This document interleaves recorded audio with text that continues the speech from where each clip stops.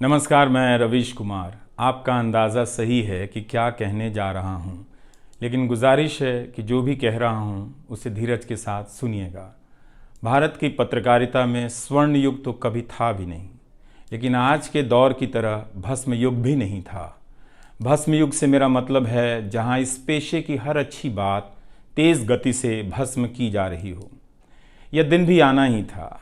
इस देश में अलग अलग नाम वाले अनेक चैनल हो गए हैं, मगर सब हैं तो गोदी मीडिया ही। उसका परिवेश, उसका इकोसिस्टम, पत्रकारिता का और माहौल सब खत्म कर दिया गया है। मगर पत्रकारिता करने और कराने का दावा भी सब कर रहे हैं। खासकर वो भी कर रहे हैं जो उसी सत्ता का हिस्सा माने जाते हैं, उसी के रूप में देखे जाते हैं, जिसकी ताकत से हर दिन पत्रकारिता इस देश में कुचली जा रही है। जब वो कहे कि वह उच्च स्तरीय पत्रकारिता करना चाहता है, तब ऐसा दावा करने वालों को ज़रा संदेह की निगाह से देखिए। गोदी मीडिया और सरकार भी पत्रकारिता का अपना मतलब आपके ऊपर थोपना चाहती है। अगर इसका मतलब किसी भी रूप में वही है, तब आप एक बार फिर से झांसे में आने वाले हैं। इस वक्त अपने संस्थान को लेकर कुछ खास नहीं कहना चाहता, क्योंकि भावुकता में आप तटस्थ नहीं होते, ऑब्जेक्टिव नहीं हो सकते हैं। एनडीटीवी में 26-27 साल गुजारे हैं। इतनी लंबी यात्रा के अपने उतार चढ़ाव भी हैं। अनेक साथी, वरिष्ठ, कनिष्ठ सब शामिल हैं। कितने लोगों ने साथ दिया है। इन अनुभवों के बारे में कभी भी वस्तुनिष्ठ तरीके से नहीं बोला जा सकता, और आज के दिन तो बिल्कुल नहीं, क्योंकि कई बार तथ्यों के साथ भावनाएं मिल जाती हैं और भावनाओं के तूफान में बहुत सारे तथ्य छूट जाते हैं। बेहतर है कि इसे संक्षिप्त ही रहने दिया जाए। जो आदरणीय शख्स हैं उन्हें मैं याद कर ही रहा हूँ। काफ़ी सारी शानदार यादें हैं एनडीटीवी में, अब दोस्तों के बीच सुनने सुनाने के काम आएंगी। आज के दिन किसी एक व्यक्ति का नाम लेना मुश्किल हो रहा है, तब जब आपके पेशेवर जीवन में अनेक लोगों का हाथ हो। कैसे एक का नाम ले सकते हैं? मैं जानता हूं कि पूर्व सहयोगी, मौजूदा सहयोगी सब मुझ में अपना हिस्सा देखते हैं, और वो सही भी है। मुझे सभी से कुछ ना कुछ मिला है। मैं सबका ही आभारी हूं। इसलिए एक का जिक्र कर बाकी को छोड़कर आप न्याय नहीं कर सकते, खासकर ऐसे दिन। वैसे भी इस वक्त तो हर चेहरा ही अच्छा नज़र आ रहा है, क्योंकि सबने मेरे अनुभवों को, मेरे जीवन को समृद्ध किया है। बेटी विदा होती है तो वो दूर तक पीछे मुड़कर मायके को देखती रहती है। मैं इसी स्थिति में हूँ। अभी मुड़कर देख लेने दीजिए, फिर कभी विस्तार से एनडीटीवी की बात करूँगा, लोगों के बारे में और एनडीटीवी के बारे में, डॉक्टर रॉय, राधिका रॉय के बारे में भी। मैं कई लोगों की प्रतिक्रियाएं पढ़ रहा था। बहुत सी बातें तो मुझे आज ही पता चली। हैरानी हुई कि हर किसी के पास एनडीटीवी का एक अलग ही किस्सा है। वाकई उन 27 वर्षों के बारे में ठहर कर और संभल कर बात करने की ज़रूरत है। एनडीटीवी ने एक चीज़ सिखाई कि टीवी में और टीवी का एक ही मतलब होता है, टीम। एंकरों के स्टार बनाए जाने के बाद यह धारणा टूट गई, मगर आज भी टीवी के बुनियाद में यही है कि जितनी अच्छी टीम होगी उतना अच्छा काम होगा। अभी इस बात को यहीं रहने देता हूँ, कभी किसी और वक्त के लिए, तब जब आप भावुक ना हों, तब जब मैं भावुक ना हूँ कि एनडीटीवी छूट रहा है। अगस्त 1996 में एनडीटीवी से औपचारिक रूप से जुड़ा था। अगस्त 1996 में ट्रांसलेटर के रूप में, अनुवादक के रूप में। लेकिन उसके पहले कई महीनों तक मैं यहाँ चिट्ठियाँ छांटता रहा। बोरे में चिट्ठियाँ आती थीं और मेरे पास रख दी जाती थीं। तब दर्शक पोस्ट बॉक्स में चिट्ठियाँ भेजा करते थे। देश भर से दर्शक अपने हाथों से अलग अलग कार्यक्रमों के एंकरों को लिखा करते थे। इन्हें पढ़ते हुए मैंने टीवी के कार्यक्रमों के आसपास दर्शकों को बनता देख रहा था। मेरा काम था उनकी बारीक नज़र से लिखी गई चिट्ठियों पर रिपोर्ट बनाना और एंकरों या कार्यक्रम के प्रोड्यूसर को सौंप देना। दिहाड़ी का काम था, उसी के हिसाब से मजदूरी मिलती थी, पैसे मिलते थे। मेरी ज़िंदगी में यह काम आज भी जारी है। आज भी आप मुझे सैकड़ों की संख्या में मैसेज लिखते हैं, हाथ से लिखी चिट्ठियां भी आती हैं, बहुत अच्छी लिखावट में। मैं ज़्यादातर मैसेज पढ़ता भी हूँ और सभी के नहीं तो बहुतों के जवाब देने की कोशिश करता हूँ। कई बार तो अपनी निराशा भी आपसे साझा कर देता हूँ। मैं आपके बीच आकर अपने मन का भाव नहीं छिपाता, क्योंकि मैं आपके बीच बताने के लिए आता हूँ। अगर खुद को ही छिपाने लगा तो वो पूरा बताना नहीं होता है। मुझे तो लगता है कि कई हजार दर्शकों के पास मेरे लिखे हुए जवाब होंगे। उंगलियों में दर्द रहने के कारण इन दिनों जवाब देना कम कर दिया है। तो एक तरह से जिन चिट्ठियों से एनडीटीवी में मेरी शुरुआत होती है, उनका आना जाना आज भी जारी है, आज तक जारी था। वो काम आगे भी जारी रहेगा, लेकिन इतने सारे सुझावों, जवाबों, अपेक्षाओं, शिकायतों और डांट के बीच सोना, जागना और जीना मुझे आपके हवाले करता चला गया। मैं खुद के पास तो रहा ही नहीं, आपके बीच गया तो घर ही नहीं लौटा। शायद अब कुछ वक्त मिलेगा खुद के साथ रहने का। आज की शाम एक ऐसी शाम है जहां चिड़िया को उसका घोंसला नज़र नहीं आ रहा, क्योंकि कोई और उसका घोंसला ले गया है, मगर उसके सामने थक जाने तक एक खुला आसमान ज़रूर नज़र आ रहा है। तो खैर, उसके बाद अनुवादक बना और कई पत्रकारों की रिपोर्ट का अंग्रेज़ी से हिंदी में अनुवाद करता रहा। इसके बाद मैं रिपोर्टर बन गया और फिर मेरी दैनिक रिपोर्ट की अलग यात्रा शुरू होती है। रवीश की रिपोर्ट से काफ़ी कुछ सीखने को मिला। तो इस तरह से ये एनडीटीवी में ही संभव हुआ कि एक चिट्ठी छांटने वाला इसके एक चैनल का ग्रुप एडिटर समूह संपादक बनता है और आज उसे छोड़ रहा है, इस्तीफा दे रहा है। बहुत बड़ी बड़ी शक्तियाँ पीछे खड़ी हैं इस एक पत्रकार के पीछे। तो स्वाभाविक है कि ये नौबत आनी थी, इसका अंदाज़ा मुझे पहले भी था। लेकिन जिस दिन आता है उस दिन अच्छा तो नहीं लगता है। लेकिन मैं आपसे यह भी कहना चाहता हूँ कि जब भी मेरे बारे में मूल्यांकन करें, इस बात की सहानुभूति मुझसे ना रखें कि मैं चिट्ठी छांटता था। मैं उनकी तरह नहीं हूँ कि अचानक चाय बेचने की बात करने लग गया। उतर रहा हूँ जहाज़ से, बात कर रहा हूँ चाय बेचने की। सहानुभूति के लिए या फिर अपने संघर्ष को महान बताने के लिए मैं ऐसा नहीं करना चाहता। इस देश में हर किसी का संघर्ष ही पहाड़ चढ़ने के जैसा है। आप एम्स के बाहर मरीज जो खड़े हैं, उनके परिजन जो खड़े हैं, उनसे मिल लीजिए। आपको पता चल जाएगा कि उनकी चुनौतियां कितनी बड़ी हैं और आपका दुख कितना कम है, छोटा है। लेकिन आज के दिन मैं आप सभी के बीच दर्शकों की बात करना चाहता हूं। इस दौर में कुर्सी पर बैठे किरदारों को टूटते हुए देखा, सबने देखा। संस्थाओं को भस्म होते देखा, आपने देखा। नफरती तूफान में लोगों को भटकते देखा, मगर मैंने इसी दौर में एक नई संस्था भी बनते देखी है। वह संस्था है जनता की संस्था, दर्शकों की संस्था। दर्शक ही अपने आप में इंस्टीट्यूशन बन जाते हैं। आप दर्शकों की संख्या भले कम है, मगर आप दर्शकों ने मिलकर जर्जर किए जा रहे इस लोकतंत्र में जनता नाम की संस्था का पौधा सूखने से बचा लिया। एनडीटीवी में मुझे जब भी अवसर मिला मैंने जान लगा दी। मैंने कभी उन अवसरों को अपने लिए नहीं देखा, बल्कि यही सोचा कि ये अवसर मुझे आप दर्शकों के लिए मिला है, इसलिए उन सभी अवसरों को आप दर्शकों की कहानियों से भरता चला गया और मैं आप दर्शकों का होता चला गया। आपका दावा मुझ पर बहुत बड़ा है, मैं जानता हूँ। आप मुझ पर बहुत दावा रखते हैं। मेरे आसपास आप दर्शकों की वजह से एक न्यूज़ रूम बन गया था, पब्लिक न्यूज़ रूम, जो दफ्तर के भीतर नहीं, आपके घरों में था, आपके दिमाग में था। दुनिया भर में फैले कितने दर्शकों ने आगे आकर मेरी मदद की है। आपने कभी मुझसे पैसे भी नहीं मांगे, कभी एहसान तक नहीं जताया। विदेशों में मेरे लिए वीडियो रिकॉर्ड किया, रिसर्च किया।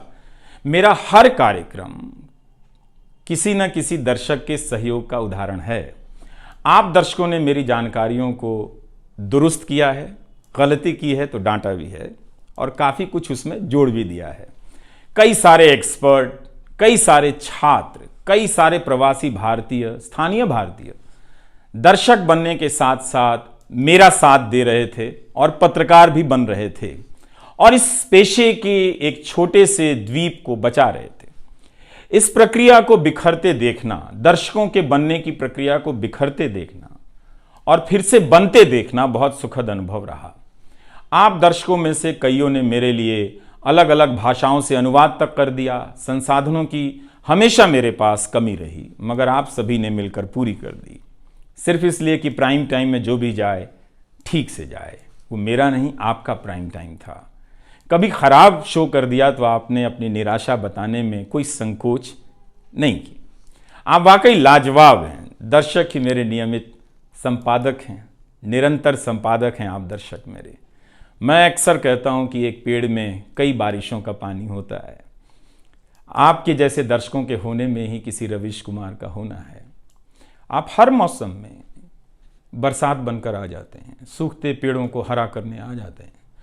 आज आपकी बदौलत यूट्यूब पर, ट्विटर पर कितने ही पत्रकार खड़े हो गए।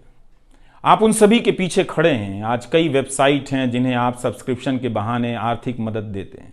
जब लोकतंत्र में एक भी संस्था नजर नहीं आ रही थी, अदालतें कमजोर नजर आ रही थी, आ रही हैं, आप दर्शक नजर आ रहे थे।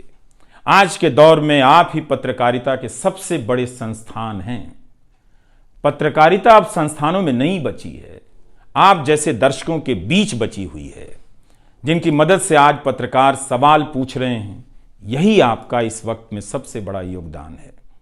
हो सकता है कि कोई जनता की आवाज को पूरी तरह कुचल दे, उसकी आवाज पर धार्मिक नफरतों की आंधी धूल को भर दे, ढक दे, लोकतंत्र को मिटा दे, मगर आप दर्शकों का होना हौसला देता है कि लोकतंत्र भले खत्म हो जाए, मगर उसकी चाहत कभी खत्म नहीं होगी, क्योंकि आप जैसे दर्शक अपनी जवाबदेही को, जिम्मेदारियों को बहुत खूब समझते हैं। इस मुश्किल वक्त में आपने एक पत्रकार पर भरोसा किया, उसे कितना प्यार दिया। कई बुजुर्ग माओं ने मेरे बाल सहला दिए, गाल छू लिए, तो किसी ने मेरे गमले में गुलाब के फूल लगा दिए, किसी ने चने का सत्तू भेज दिया कि मेरी सेहत ना खराब हो, किसी ने शहद भेज दी, किसी ने धूप में खड़े देखा तो सर पर गमछा तान दिया और छाता खोल दिया, किसी ने जेब में कलम रख दी, महंगी कलम। आज के दिन मैं एनडीटीवी से ज़्यादा आप दर्शकों को याद करना चाहता हूँ। आपके बिना मैं कुछ नहीं कर पाता। मुझे आप दर्शकों पर नाज है। कई बार लगता है कि मैं संस्था का कम, आप दर्शकों का प्रतिनिधि ज़्यादा हूँ। मुझे काम करने की आज़ादी मिली संस्था में, निर्बाध आज़ादी, और उस आज़ादी को मैंने हमेशा संभाल कर रखा, क्योंकि आपकी तेज नज़र मुझ पर थी। खुद को काफ़ी संभाला कि कुछ गलती ना आ जाए, कुछ मुझसे चूक ना हो और मुझ में अहंकार ना आ जाए और बदले में आज़ादी चली जाए। मेरे आगे दुनिया बदलती रही, मगर टेस्ट मैच के खिलाड़ी की तरह पिच पर टिका रहा। पर अब किसी ने मैच ही ख़त्म कर दिया है, उसे T20 में बदल दिया है। जनता को चवन्नी समझने वाले जगत सेठ हर देश में हैं, इस देश में भी हैं। अगर वो दावा करें कि आप तक सही सूचनाएं पहुंचाना चाहते हैं, तो इसका मतलब है कि डॉलर अपनी जेब में रखकर आपकी जेब में चवन्नी डालना चाहते हैं। पत्रकार एक खबर लिख दे तो जगत सेठ मुकदमा कर देते हैं और फिर सत्संग में आकर प्रवचन भी देते हैं कि वे पत्रकारिता का भला चाहते हैं। आप दर्शक इतना तो अपना भला समझते होंगे, इसलिए आज मैं अपने संस्थान से ज़्यादा आप दर्शकों को याद करना चाहता हूं। मुझे हमेशा लगता था कि हिंदी का पत्रकार छत क्यों नहीं छू पाता है। ऐसा क्यों है? हिंदी पत्रकारिता के कई श्रेष्ठ संपादकों, पत्रकारों के कार्यों पर निगाह रहती थी, उनकी गहराई हैरान करती थी। फिर भी लगता था कि उनकी बात जमाने तक ठीक से नहीं पहुंची, पेशे के भीतर उन्हें उनकी जगह नहीं दी गई। पत्रकारिता का मतलब अंग्रेजी का पत्रकार होना हो गया। इसके कुछ ठोस कारण भी हैं, उनमें विस्तार से जाने का समय नहीं है, लेकिन तब भी हिंदी के जुझारू पत्रकार आसमान क्यों नहीं छू सकते हैं, यह बात कचोटती रही। इन सब बातों ने मेरे व्यवहार में काफ़ी बदलाव कर दिए। भाषा को संयमित किया, मर्यादित किया, ताकि हिंदी का प्रभाव कम ना हो। बहुत सजगता से अपना काम इस तरह से किया कि लोगों को, देश के किसी भी हिस्से के लोगों को मेरी हिंदी से प्यार हो जाए। मेरी मातृभाषा हिंदी नहीं है, भोजपुरी है। भोजपुरी गांव है मेरे लिए। हिंदी मेरे लिए भाषा का वो शहर है, पहला शहर, जहां मैं गांव से शहर आया था, लेकिन मुझे भारत के हर राज्य के दर्शकों से प्यार मिला है। हिंदी प्रदेशों की कुंठित राजनीति ने हिंदी को हथियार बना दिया। इससे हुआ कुछ नहीं, हिंदी को लेकर कुंठाएं ही बढ़ती चली गईं, किसी का भला नहीं हुआ।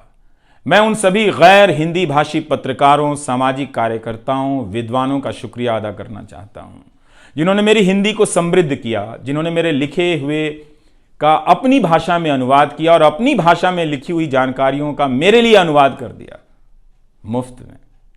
कई बार लगता था कि अलग अलग डिब्बे जुड़ते जा रहे हैं और रेल बनती जा रही है।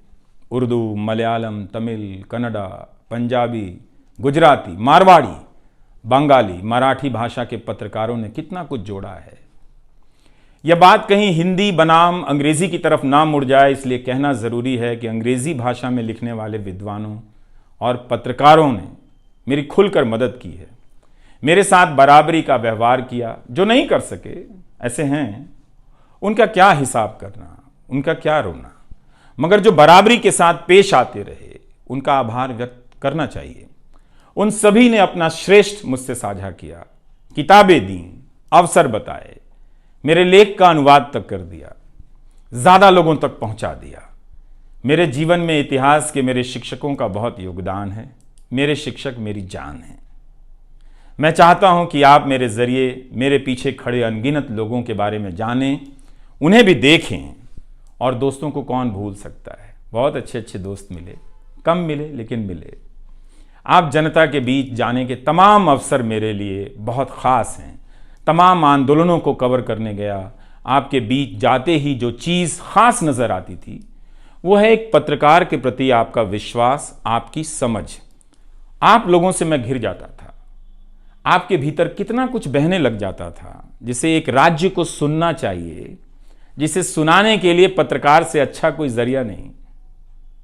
मुझे आपके बीच आकर हमेशा लगा कि आप सरकार को कैसे देखते हैं, और मैं उस नजर से सरकार को देखने लगा। इसी का भरोसा है कि आपकी सक्रियता में ही भारत का लोकतंत्र धड़कता है। शाहीन बाग और किसान आंदोलन की जिद में मुझे सूरज की रोशनी दिखाई देती है। आपको जनता बनते हुए देखा है। मेरा विश्वास गहरा होता चला है कि तंत्र भले खत्म हो जाए, लेकिन जनता के बीच जन बचा हुआ है। एक दिन यही जन आज से बेहतर तंत्र बना लेगा। आज कुछ लोगों को यकीन हो गया है कि सारा तंत्र उनके कब्जे में है। अब जन का कोई मोल नहीं। मीडिया को खत्म कर विपक्ष और जनता को खत्म किया जा चुका है। ऐसा सही भी है, मगर यही शाश्वत नहीं है। एक ना एक दिन जब लोग अपनी नफरतों से जर्जर हो जाएंगे, उनकी नफरतें उनके शरीर से दरकने लग जाएंगी, तब उन्हें किसी नई जमीन की तलाश होगी, किसी पत्रकार की याद आएगी। नफरत की गुलामी से बाहर आने का रास्ता आप ही बनाएंगे, आपको ही बनाना है। एनडीटीवी में मैंने लिखना, बोलना सीखा, दिखना सीखा, अच्छे कपड़े पहनना सीखा, टाई पहननी सीखी।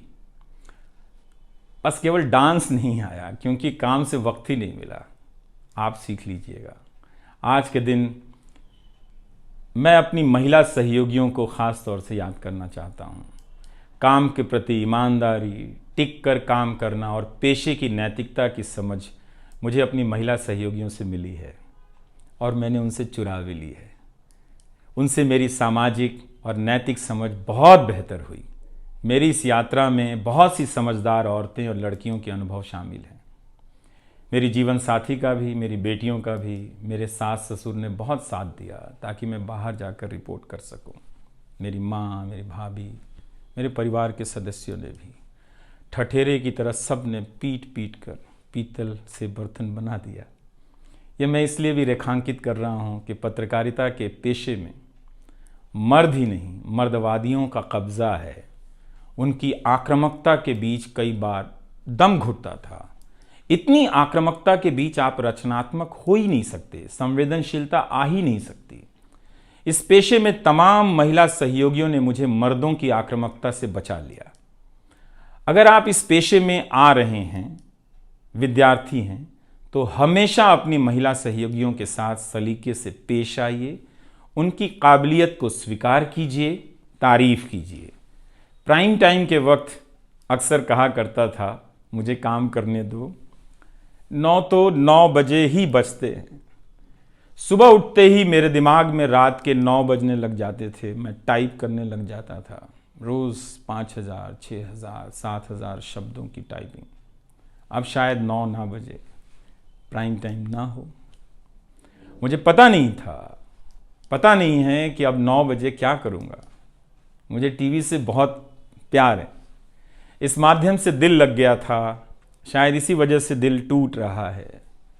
वो लाल माइक याद आता रहेगा, अब वो लाल माइक नहीं होगा। मैं जानता हूँ कि आप दर्शकों की आदतों में मैं शामिल हो गया हूँ। आप काफ़ी तकलीफ़ में थे कि मेरा क्या होगा, मैं क्या करूँगा, मैं प्राइम टाइम क्यों नहीं कर रहा हूँ। मुझे लगा कि चुपचाप किनारे हो जाना चाहिए। धीरे धीरे मेरे नहीं होने की आदत आपको डाल देनी चाहिए। इसलिए कई दिनों से प्राइम टाइम नहीं कर रहा था, ताकि आप मुझे कुछ भूल सकें। मगर आप हैं, मानते ही नहीं। हर रात 9 बजे के बाद मैसेज करने लग जाते हैं कि कहाँ हो, बीमार तो नहीं हो, सब ठीक तो है, एनडीटीवी में क्या चल रहा है, आप अच्छे हैं। तो भारत का मीडिया स्पेस बदल चुका है। उन हज़ारों युवाओं की सोचिए जो पढ़ाई पत्रकारिता की कर रहे हैं, लाखों रुपए लगा रहे हैं, मगर उन्हें काम दलाली का करना पड़ेगा, क्योंकि इसके लिए अब कोई सांस्थानिक जगह नहीं बची है। इसी के बीच जो आने वाले पत्रकार हैं, जो इस वक्त पत्रकार हैं, सभी को जूझना है। कोई घुट रहा है तो कोई इस पेशे को छोड़ रहा है। कई लोग कहते हैं कि नौकरी की मजबूरी के अलावा पत्रकार बनने की कोई दूसरी शर्त नजर नहीं आती, कोई उत्साह नहीं है। यहां तो जस्टिस तक कह रहे हैं कि जमानत देने पर जजों को टारगेट किए जाने का डर लगता है। जब जज को ही डर लगता है, तब फिर इस दौर में यह बोलना भी गुनाह है कि मुझे डर नहीं लगता है। एक डरा हुआ पत्रकार मरा हुआ नागरिक पैदा करता है। इसलिए बोला कीजिए कि हमें डर नहीं लगता है। आप उस देश के नागरिक हैं जिसने नंगे पांव ब्रिटिश साम्राज्य को घुटने पर झुका दिया। कोई कारण नहीं कि मैं आप पर भरोसा ना करूं कि एक दिन आप गोदी मीडिया की इस गुलामी से बाहर आएंगे। आप हमेशा इस गुलामी में नहीं रह सकते। इसकी गुलामी से आपको लड़ना ही पड़ेगा। यह सबकी लड़ाई है। इस लड़ाई के बिना आप दुनिया में सर उठाकर नहीं चल सकते। आपकी यही पहचान होगी कि आजाद देश के गोदी मीडिया के गुलाम हैं। इसके खतरे की गंभीरता को समझिए। कानून की आड़ में अब अधिकार कुचले जा रहे हैं, अभिव्यक्तियों को रौंदा जा रहा है, ताकि सारे अवैध काम वैध नजर आए। इस समय मेरे रास्ते निश्चित नहीं हैं, निश्चित हैं तो सिर्फ हौसला है। उसका भी क्या भरोसा, कभी आसमान में होता है, कभी पाताल में। एक YouTube चैनल बनाया है रवीश कुमार ऑफिशियल, और फेसबुक पेज भी है रवीश का पेज। इसे सब्सक्राइब कीजिएगा। अब मैं YouTube पर ही नज़र आऊँगा, एनडीटीवी इंडिया पर नहीं। किसी संस्था के साथ मर्यादाएं बहुत अलग होती हैं, फ्रीलांस और आज़ाद जीवन की अलग। लेकिन इस बार परिवार के साथ थोड़ा वक्त बिताना चाहता हूँ, जीना चाहता हूँ। मैंने इस्तीफ़ा दे दिया है। नमस्कार, मैं रवीश कुमार अब आपको उस चैनल पर सुनाई नहीं देगा। नमस्कार, मैं रवीश कुमार।